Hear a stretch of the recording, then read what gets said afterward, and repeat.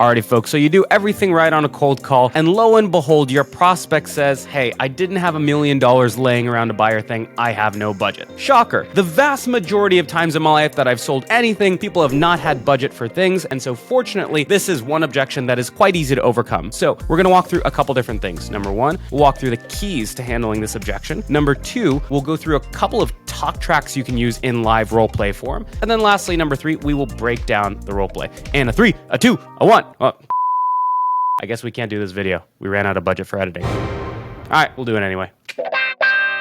Okay, folks, so where does the no budget objection come from? This is one of those things where almost always, if a prospect has really wanted to buy something in the past, they've found a way to get it done. They find a way to build a business case. They find a way to consolidate other tools. They find a way to take budget from other teams or from sub-departments or what have you. The thing is, when you're cold calling them, by default, they are not yet interested in your thing, and so the chances of them wanting to go through a business case, an ROI case, or any of those exercises is extremely low. And the unfortunate reality is you're not going to be able to convince them of that on the cold call. And so what you should not do are things like trying to explain how you have 1,000% ROI, or how you help other people find budget, or how you can consolidate other tools and things like that, because they are not in the mindset where they are willing to listen to that type of thing. Instead, what we're going to do is, with the classic Mr. Miyagi method, we are going to agree with their objection. We are going to incentivize them to give us a little bit more information around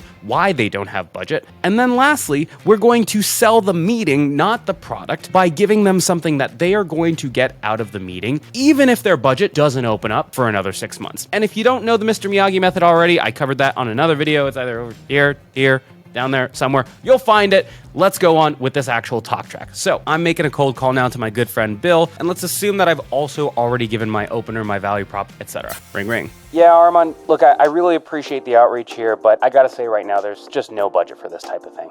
Yeah, Bill, I totally get that. Look, I mean, asking to keep a tool nowadays is frankly a much bigger ask than even trying to get a new one. And so my guess is you guys aren't gonna buy anything for the next 6 months. So just so no one calls you again, could you give me a sense of, is it because budget for this cycle is totally used up? Or is it because you can get a tool, but that means you have to replace another one? I appreciate you making sure that no one else reaches out. I mean, the situation is that there was a point where we had budgets released maybe 9 months ago, and our cycle's not coming around for another 3 to 6 months, and we have to go through this whole long budget approval process with our CFO and all this stuff. So I just don't see it opening up in the next 3 or 6 months. I completely understand this, and this is happening left and right. And again, my guess is even if the next cycle does open up in 3 or 6 months, getting anything approved nowadays is a complete nightmare. Here's a thought. Every once in a while, when I talk to folks like yourself, they want to sort of know what's like 1, 2, and 3 on their list, just so that in the off chance budget does open up at some point, they're not the person that doesn't even know what they would want, so they lose the one chance that they have at getting a little bit more budget. So I guess knowing that, would you be completely against taking a look for 15 minutes? Not for now, but just so you know what your options are.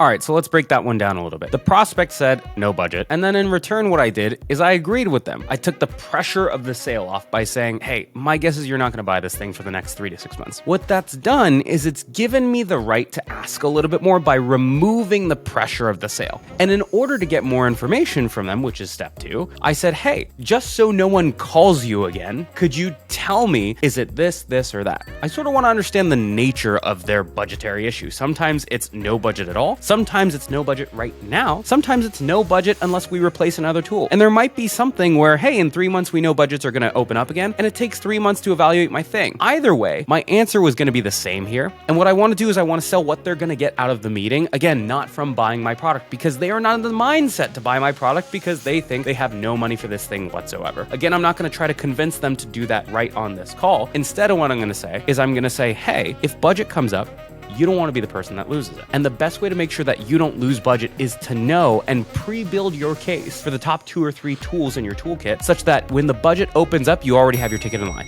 And you don't want to be that person who doesn't even have their ducks in a row, and then the CFO skips over you and says, that person's not getting budget. They clearly don't even need it because they don't even know what they want. And again, folks, after I book the meeting, at that point, my goal is to find a really big problem where I can find a big enough ROI or business case that I can justify going and finding budget, or I can find 3 or 4 tools that I can knock out to pay for the tool that I'm trying to sell them. But I can't do that on a cold call. There's no way I'm going to build a business case on a cold call. So what I need to do is I need to create a carrot for that meeting that the prospect feels like it's going to be a good use of their time, even if they don't buy my thing in the next 6 months. That's how you handle the no budget objection. Give it a couple spins and also try some of the other things that we got around the channel around handling objections, specifically around the Mr. Miyagi method. And of course, like, sub, do whatever you want. And tell us down in the comments, actually, why don't you tell me what objection you're getting most commonly? And we'll go and handle that one in the comments below. Alrighty, folks, peace.